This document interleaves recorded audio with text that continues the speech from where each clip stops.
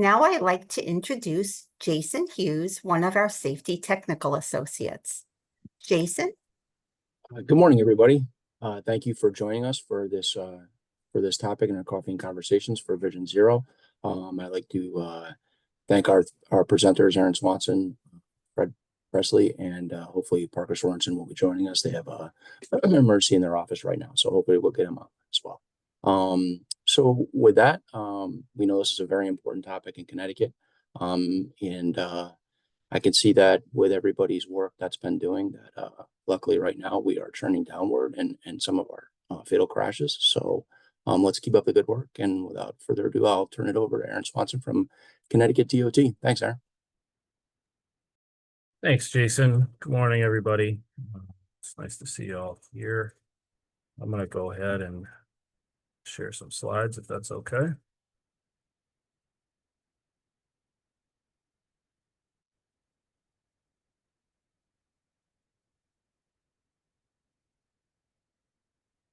Everybody see that?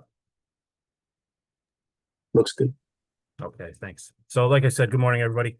I'm Aaron Swanson. I am a transportation planner at DOT, and I help coordinate the activities of Connecticut's Vision Zero Council.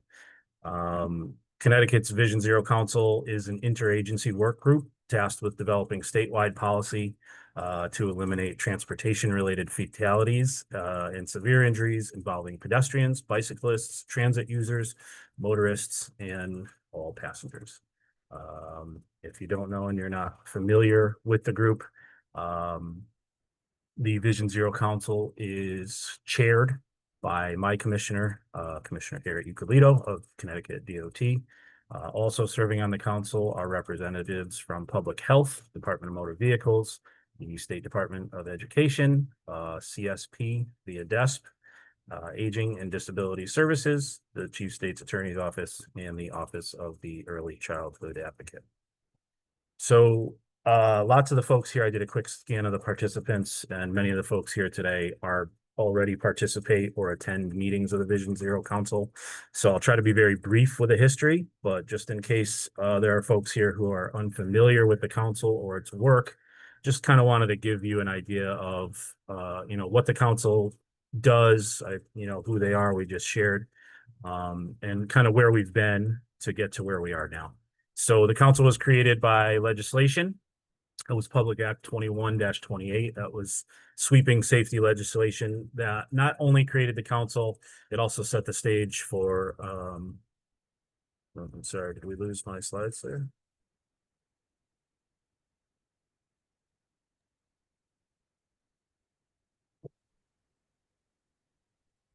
It also set the stage for the work zone safety speed pilot, as well as other things. Their first meeting of the Vision Zero Council took place August 2021, and the council got right to work. Ultimately, they were tasked with developing a statewide policy and interagency approach to eliminate all transportation-related fatalities and severe injuries. And that's what they did. So once they established a vision and mission statement, they worked to develop that statewide policy, and they submitted it to the General Assembly during February of 2022. Once that was done, part of that legislation, Public Act 21-28, allowed the council the ability to create subcommittees and develop subcommittees. And that was very important to the council and its work, because really the council is made up of 8 individuals, and in order to broaden participation and bring in safety stakeholders, it was very important that these subcommittees were set up. There were 4 subcommittees created from the outset. They were engineering, enforcement, education, and equity. And the council worked over the course of those next couple months in 2022 and early 2023 to staff and garner attention for visibility, and then ultimately get volunteers to work on those subcommittees. In 2023, the council gave guidance to their subcommittees. Each subcommittee is co-chaired by one state agency employee and an outside member who does not work for a state agency. And the council directed their co-chairs to convene their subcommittees to make recommendations to the council, policy recommendations that could be passed on to the legislature. Ultimately, many of those policy recommendations went into what became Public Act 23-116, commonly referred to as the Vision Zero bill or the Vision Zero law. And last time I was here, that's kind of what we were talking about. That law had just passed the last time I presented to this group. And at the time, it had been kind of deemed in the news the red light bill, right? Because the automated, it paved the way and made automated traffic safety enforcement devices legal in the state of Connecticut for the first time. At that time, I kind of talked about how, there's a lot more to that bill or law than just the red light running the red light camera and speed camera portion of that law. But it I think clearly was the portion most people were interested in, most towns and municipalities were interested in. And it is one of the most important parts of that law. So I know there's been presentations about conduct's, at said guidance and who, we have municipalities. I believe there's 3 of them now, Marlborough, Middletown, and Washington, that have been approved. I think there's 8 or 9 other applications under review currently, and some of those are close to approval. But this was, a landmark part of that legislation. That said, there was a lot of other portions of that bill and that law that passed and required the council, DOT, and other agencies that sit on the council to take actions to increase safety. Part of those for DOT were to conduct no turn on red and Idaho stop studies. Ultimately, those were submitted to the legislature in January 2024. The law also required DOT to adopt intersection control evaluation policy. That was rolled out. The actual policy was rolled out or was adopted in July of 2024. And then there was construction directives issued in January of 2025. The law also required DMV to create a driver safety video update with updated laws and policies at license renewal. DMV worked with DOT to create that video, and it was published in October of 2024. You can find that video on DMV's website. And I should have said earlier, for most of these slides, anything that's underlined there has links, and I think we can provide these after. So if you're not familiar with any of these resources, if you want to go see Connecticut's CTDOT's ATSID program page, that's linked here. The safety video for DMV is linked here. You can go see that. But what this video is when you renew your license, you need to go watch this video as a part of that process. Actually, this past session, as some of you might be aware, the initial legislation said that you needed to do that every other license renewal. That at the same time, license renewals were pushed to every 8 years, not every 4 years. There was legislation that passed that updated that to say we're back to every license renewal. So you need to update your knowledge of safe driving laws and safety on our roadways every 8 years now when you renew your license. The legislation also created a Vision Zero Schools of Distinction program, and the Safe Routes to School group within DOT worked closely with the Education Subcommittee of the Vision Zero Council to stand this program up. For the first time in 2024, there were 4 schools or school districts that applied as part of the Vision Zero Schools of Distinction program, and they were honored at a ceremony in DOT. At DOT, I believe it was September 2024.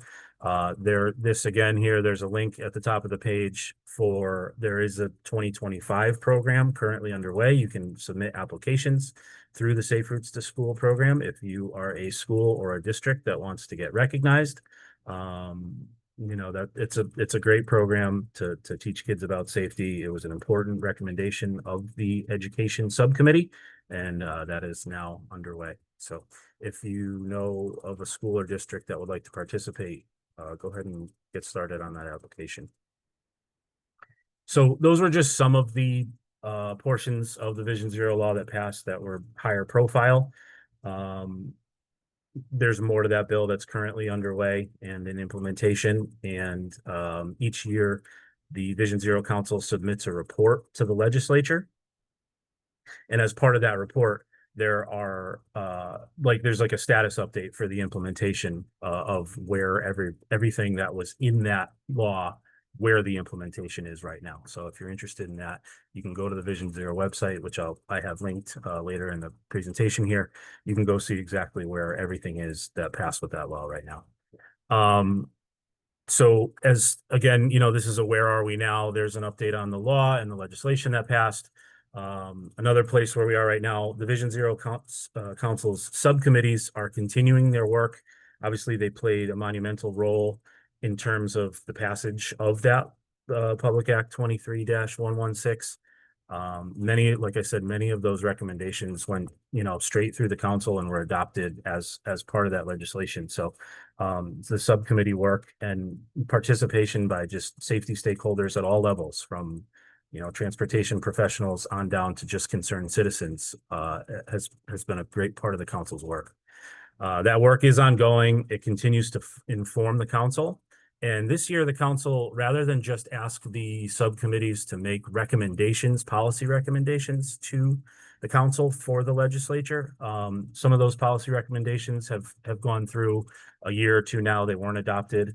And to continue to make the best use of everyone's work and everyone's resources and time, the council kind of shifted the areas of focus for its subcommittees for 2025. So rather than just make recommendations, which the subcommittees are still welcome and asked to do, the council also asked the subcommittees to look at the implementation of Public Act 23-116, the Vision Zero law, and kind of see where it is now. What else can we do to improve safety? Is that law working as intended? So for the enforcement subcommittee, they're going to be looking at automated traffic safety enforcement device ATSED implementation. They're also going to look at the slow down and move over policy to review for highway workers and emergency personnel. That's a law in the books. How often are infractions and violations recorded for that? Is it something that law enforcement uses? The education subcommittee is going to continue to look at ways to expand the Vision Zero Schools of Distinction program. Some other legislation that just passed includes a violators course for work zones, a new safety work zone video. DMV is going to have to look at how they're going to implement that. The education subcommittee is going to help with that process. And they're also going to review the DMV safety video that occurs at license renewal. They're going to look at how is that working? Where is that at? What's working or maybe not working with that? The equity subcommittee is going to look at safety courses for violators as an outcome for enforcement actions or infractions. They're going to look at ISA costs, intelligent speed assistance devices, something I'm going to talk about in just a second. And there's been some changes obviously at the federal level, and certain information maybe that hasn't, that was helpful for folks is not necessarily accessible in the way that it used to be. And they're going to look to recreate some of the links for useful information that used to be housed on some agency websites that might not be there anymore.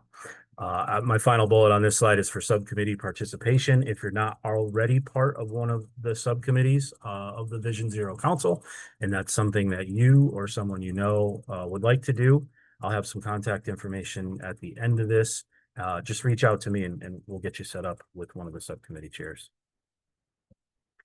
Where are we now? So obviously we just finished up the legislative session.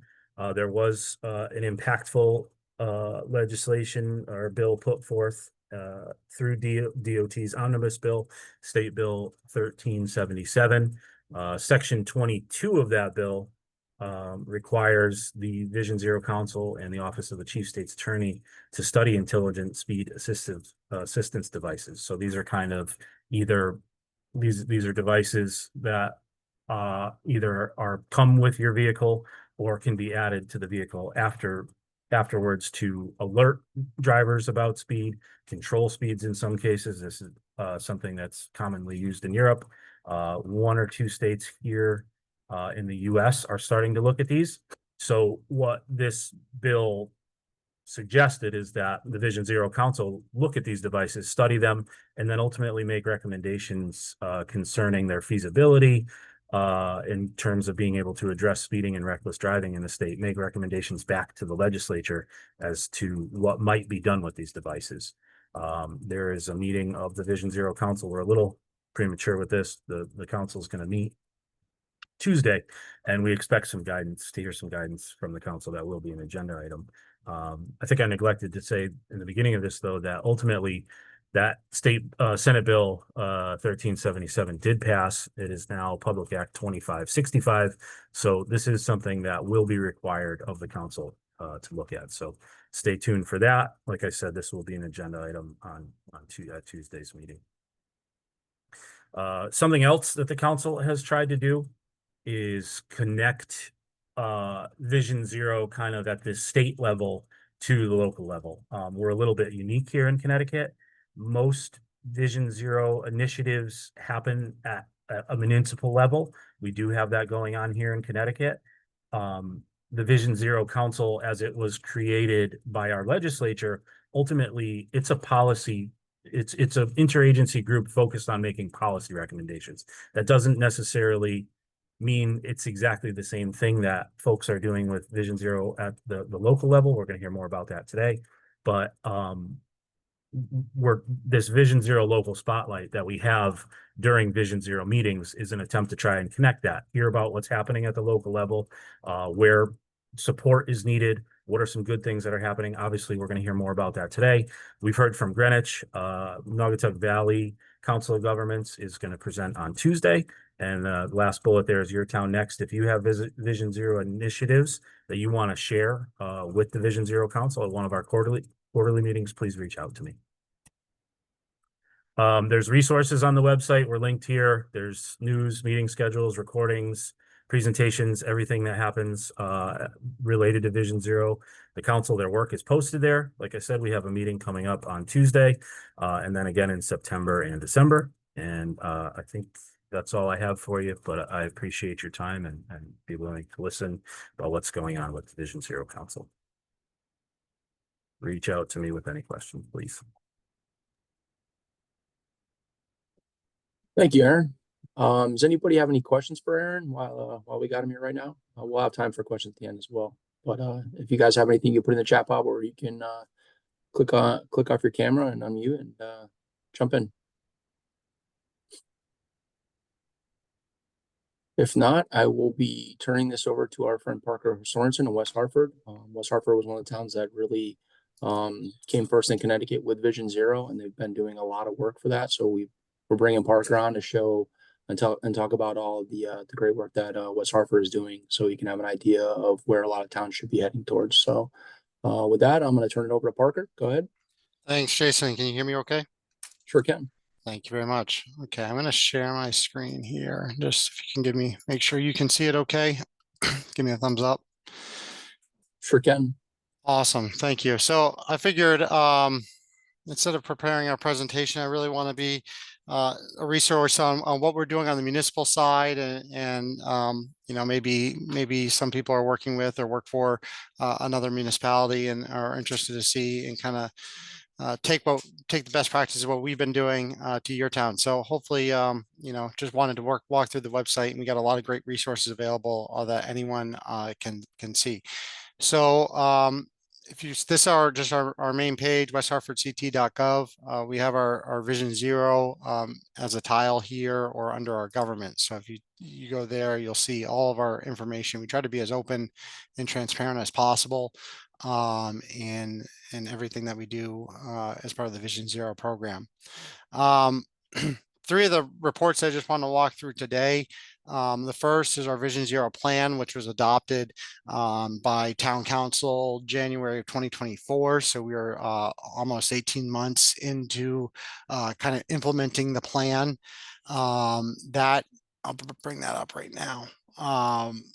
The Vision Zero plan was really a lot of this content is available in the document itself, but about a year-long process. The Vision Zero as as a policy was adopted by Town Council in January of 2023. So 2023 was really a very busy year for town staff, consultant team, and resident members of the Vision Zero Task Force to get this Vision Zero plan developed and adopted. Prior to that, just a little bit of history, December of 2022 was a very difficult year in terms of traffic fatalities and crashes in the town of West Hartford. There was several fatalities in the span of about 1 or 2 weeks in the December of 2023, which really, you know, got this process kind of kicked off and was really the initiating point for Vision Zero in West Hartford. A lot of great information in this document. As I mentioned, not only about, why and how we got to the Vision Zero plan. Just a few things that I want to highlight. West Hartford in particular, we've been having a real difficult time with serious injury and fatal crashes. As of the report, so 2022 is the most recent data. We were up, 2.5 times versus our pre-COVID numbers. Our overall numbers were doing okay in terms of minor injury and personal property damage only collisions, but again, those most serious collisions, we were higher than Connecticut and as statewide, and we know that generally speaking, they were up statewide as well.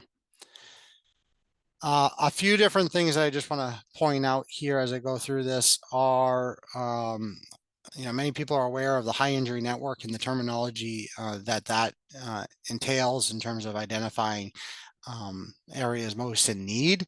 One kind of audible we took as a team through the development of the action plan was to not only take a look at collisions, but we had tremendous public engagement. We had a online survey of I don't know, somewhere in the 1,500 range, people putting in comments. But we also wanted to integrate equity. That was a really important piece that we heard from our task force and our resident members. So we took a look at certain segments of town, and we took a few lenses of it, not only taking from the federal but local and state perspectives of any identified zone. So this is the key piece I just want to bring to attention. We in West Hartford have our final map is not just the high injury network, but we have what we call Vision Zero focus areas. And we prioritize them kind of in this manner of this overlapping chart. It's a product of not only the high injury network, the survey, but also our transportation equity zones. So locations that are kind of overlapping in all three of those categories are identified as high. And you'll see that really it's weighted towards the high injury network. We want data to lead.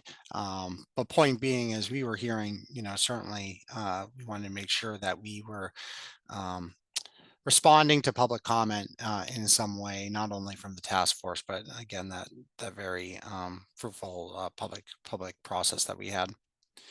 The other little audible we took during the outreach or the development of the action plan as well is we have what we call Vision Zero focus area neighborhoods. So on the surface, right, like local streets generally are not going to be identified as a priority just because they're by virtue of them being lower volume facilities.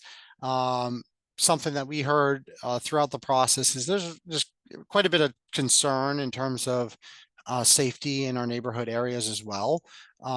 So we did a ranking of all these neighborhood areas in relation to each other, excluding all the collector and arterial streets.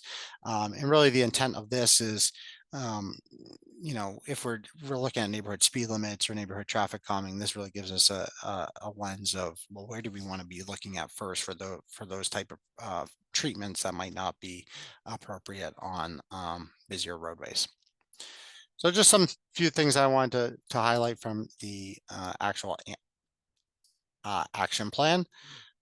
We have, as of February of this year, produced our first annual report and was presented to council. So these are a much shorter, trying to just document our success. We have a lot of interest, as I'm sure many other municipalities throughout the state have with this matter.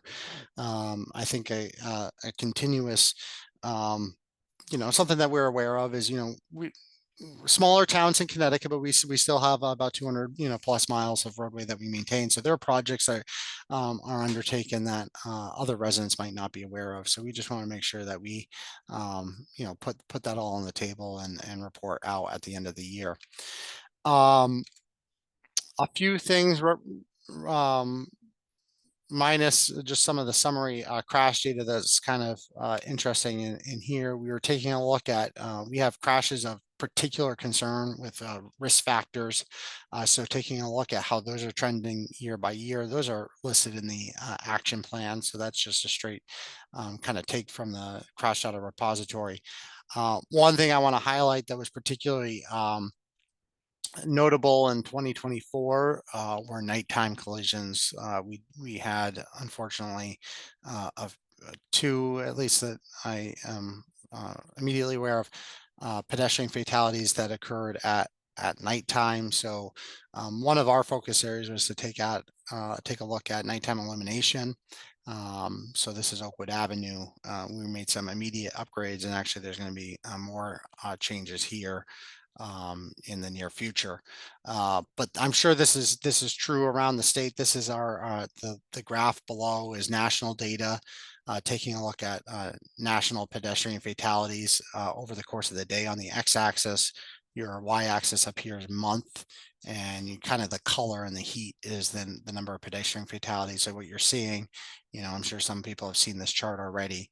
A cluster of pedestrian fatalities around after daylight savings in the late fall, early winter time frame. And the dots that you're seeing are essentially 10 years of pedestrian fatalities in West Hartford, and fairly closely match that. So just making sure that we are adaptable enough as we go through the Vision Zero action plan to take highlights out like this and act upon them. We also did a quarter crash trend analysis to just see kind of where we are, how we're doing as a town. Hopefully, we see changes. Are we trending in the right direction on those quarters that we made changes, or the wrong direction? So red is essentially areas that have gotten relatively worse in terms of crashes, and green is areas that have gotten relatively better. So some of the green areas, that's good news, is there's some projects that were related to that. So hopefully those had some positive correlations to some of the crash trends undertaken there. And really just want to wrap up with some of the projects and how we're doing on the action plan itself. We've been really hitting hard in some of the quicker projects that we've been able to implement town-wide, while still some of the early stages of design and development of some of the bigger infrastructure projects. So it's things like signage, pavement markings, reflective pavement markings, lighting, RRFBs, some of the projects with shorter lead times. But in 2024, we had completed about 115 Vision Zero projects. This is all mapped, which I'll show you in a few minutes. But some of the highlights, raised crosswalks have been of particular interest. We did 3. We expect to do just over 10 in 2025. And I expect that we'll round that out with some of our others. So we have about 16 K through 12 schools in town. So some of those will probably add to that number in the years ahead as well. We did 11 RFBs. Our public works crew have been doing a really great job at installing these. They can do about 2 in a day, which is really phenomenal. We installed about 15 more on top of those 11 in 2025, and those have been really great the public has really appreciated those changes. One thing that those and talked about lighting, each of those RFBs has a high intensity light overhead from TAPCO. I really appreciate that lighting upgrade. I want to encourage all others to do as well. Just standard signal improvements have been something that we could easily make, with public works on the fly without much budget. So that's been really great as well. Again, we say, this is really a public document meant for public documentation, but also for our own record keeping. So we list out not only the projects that we did in 2024, but have a some of the projects that we were taking a look at. That being said, we do take a look at the overall action plan. So obviously I'm sitting here in the engineering division in town, mostly on the safe design side of the action plan and the engineering. But there, it's important to note that there are other components of Vision Zero as well. And, take the opportunity for the annual report to be honest about where we're succeeding or where we might have shortcomings for the year ahead. So in this case, culture side, you'll see we had a 2024 goal of about 11 actions to have at least started, and we had only initiated as of the end of 2024 one. So that has been a really big focus for us at town, and I expect that we'll make substantial progress in the 2025 action report. And then finally, some of the things that we are going to be doing in 2025. We got automated traffic enforcement. This has been certainly in the news here as it relates to not only statewide, but here for town. We have a federal grant for both red light running and speed safety cameras. We expect speed safety cameras to get on the ground first, and I anticipate mid 2026 at some point for those to hit the ground. Actually, that's developed as a pilot program through the Safe Streets and Roads for All program. Our dynamic no turn on red signs are something that's certainly, I think, much anticipated from many of our resident members of the task force and our Vision Zero Advisory Committee. Talked about some of the RFBs that we've been placing. We've completed that this round for 2025, so that's good. Street lighting as well. So, yeah. Lastly, just want to touch on two things. Following the submission of that annual report, we were really pushed to do more in terms of quick builds. So we do have a supplement. Just want to make you aware. Pretty basic information. If any municipalities have been doing quick builds, but just wanted to highlight that this is available, and we're looking at doing this at 24 locations in 2025. So I'll check back in next year to see how those are doing in the fall. And the last thing I just want to highlight again in terms of, being as transparent as possible in terms of what we're doing, what we have done, what we will do. We have a map. So this is actually on the main Vision Zero page. If you just scroll down, here's this map. This is just the full version of it. Every project that we do, we try to record. This platform's QGIS. So as being a ArcGIS user for 10 years, this has been actually something that I've preferred to ArcGIS.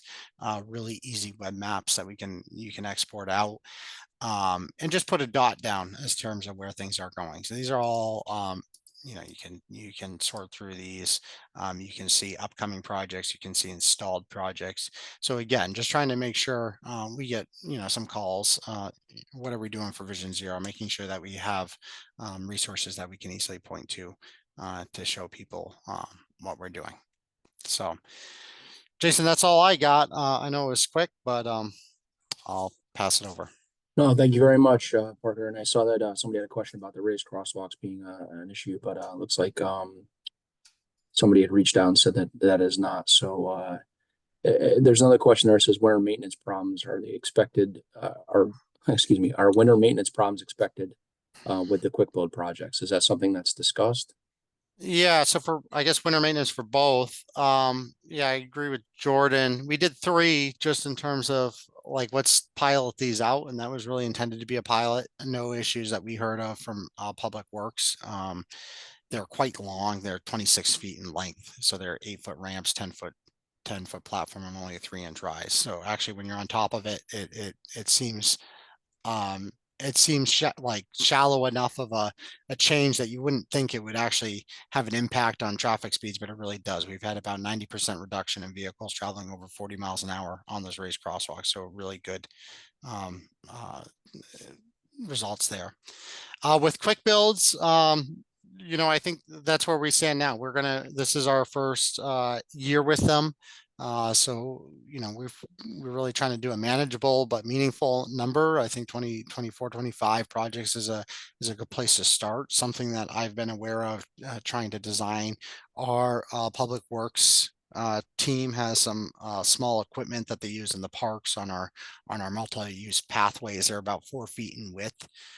So I've been designing everything so we can get that small equipment behind the post, between the post and the curb. So if they got to sweep out or vac out the catch basins, whatever the case may be, they can access that. So that's a little bit of a balancing act there. Awesome, thank you. Does anybody else have any more questions for Parker? It's amazing all the stuff that you're doing and all the data that you're gathering and building those reports. It's very impressive. So thank you for sharing that stuff with us. Thanks, Jason. Before we go anymore, all right, now it looks like I'm going to turn it over to Fred Presley, the town manager for town of Weathersfield. They're doing a ton of work right now on a lot of projects. I know Fred is kind of like at the start where West Hartford was not too long ago. So I'm going to turn it over to Fred. Thank you, Fred, for joining us. Absolutely. Thank you, Jason. And like you said, yeah, we've been very much project focused, but I will say that it's been absolutely a priority for our council to move to that next step, to creating a Vision Zero plan and adopting policies here in town. But ahead of that, to just kind of go over some of the major projects we're working on right now.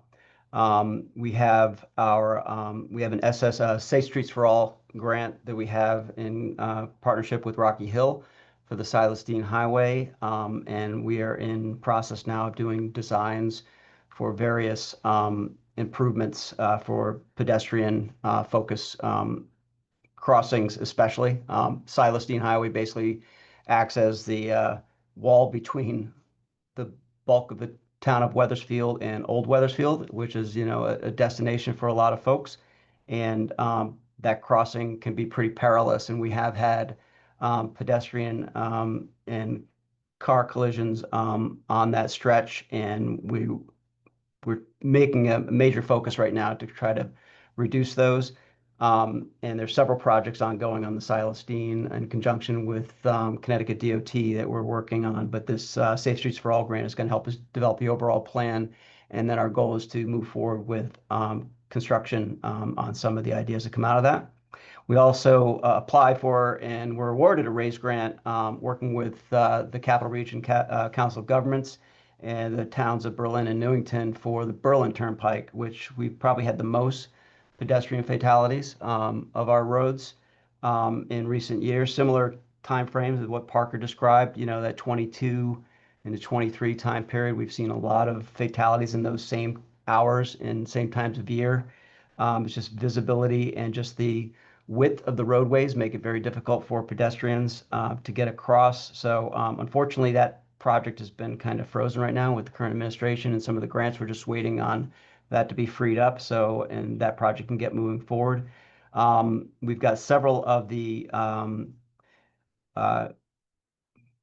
actually, I'll back up first. We have applied. We're one of those towns that are under review right now for Connecticut DOT for the red light and speed cameras.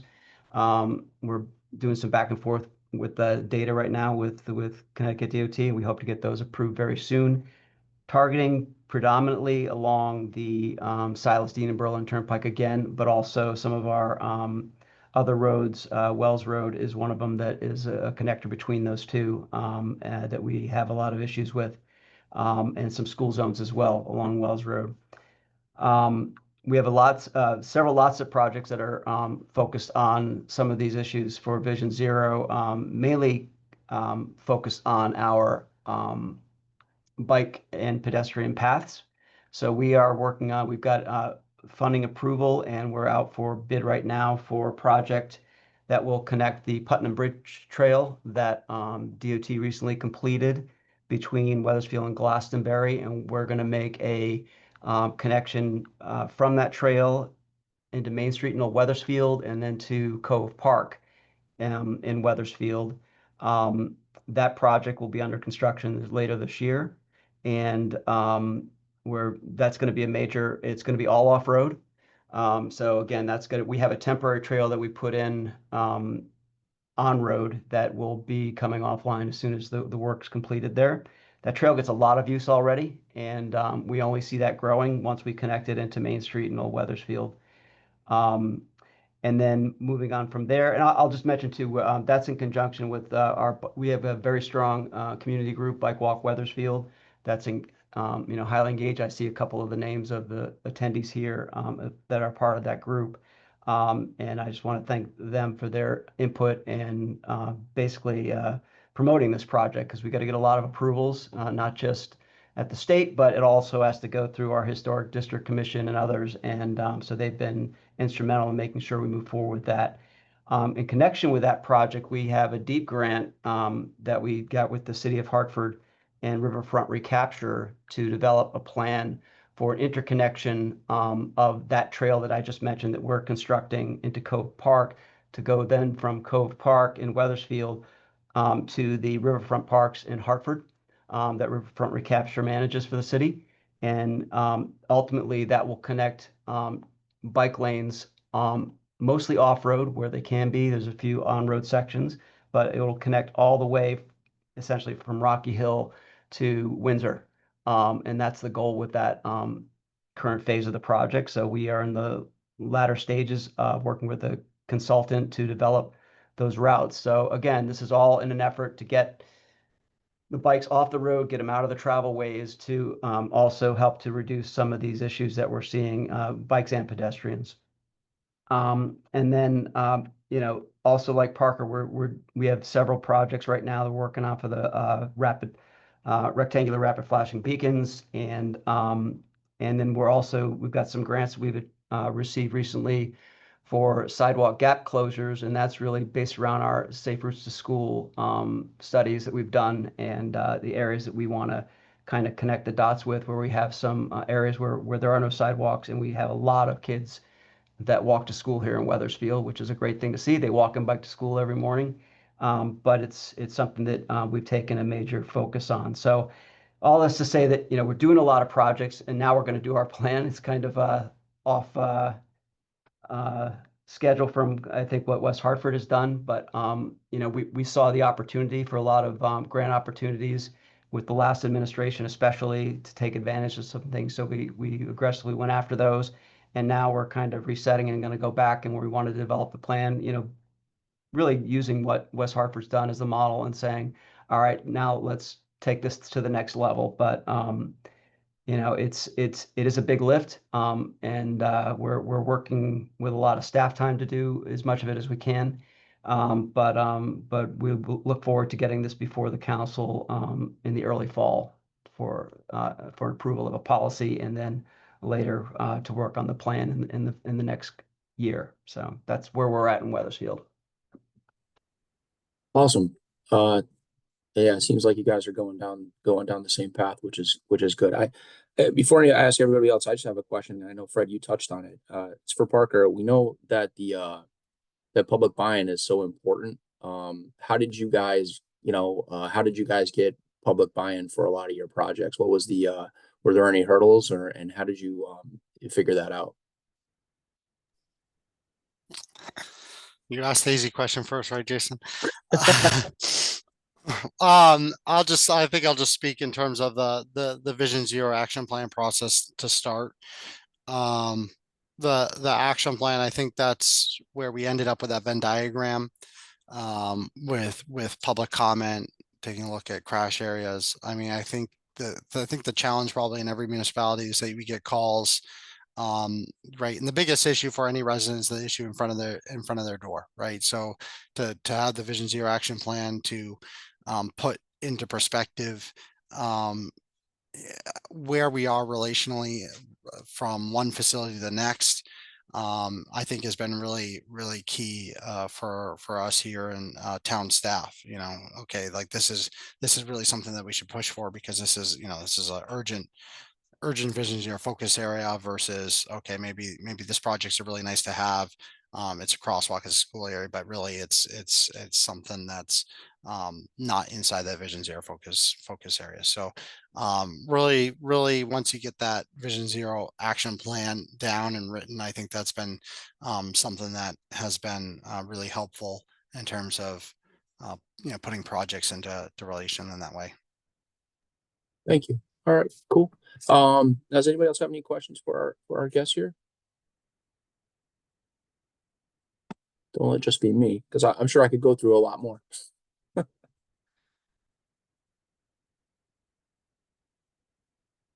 Oh, I think I had Lisa's thing there.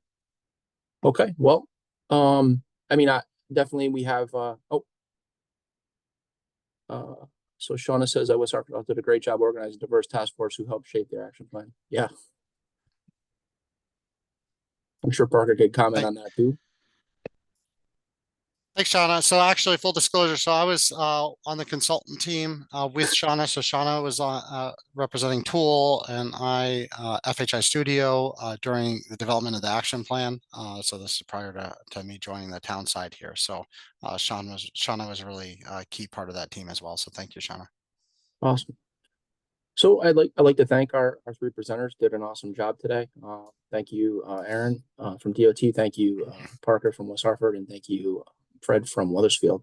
If anybody has any questions that they can think of later, they can send to any one of us. And we'd love to get some feedback as well. So Lisa has put up our T2 Center QR code in there for our evaluation. So please take a moment and just go through that. It's very quick. And that way we can find out, what you folks want us to get to, if there's any more they want to hear about Vision Zero, if there's any other things that you'd like to hear about from us or future coffee and conversations, let us know. And just a plug here, I know that Aaron mentioned the Safe Routes to School program there, and we're having coffee and conversations with Bridget Moriarty, who is the new coordinator for the Safe Routes to School for Connecticut DOT. That will be on the 16th of September. So look for that. Yeah. And like I said, I want to thank everybody in attendance as well. Thank you.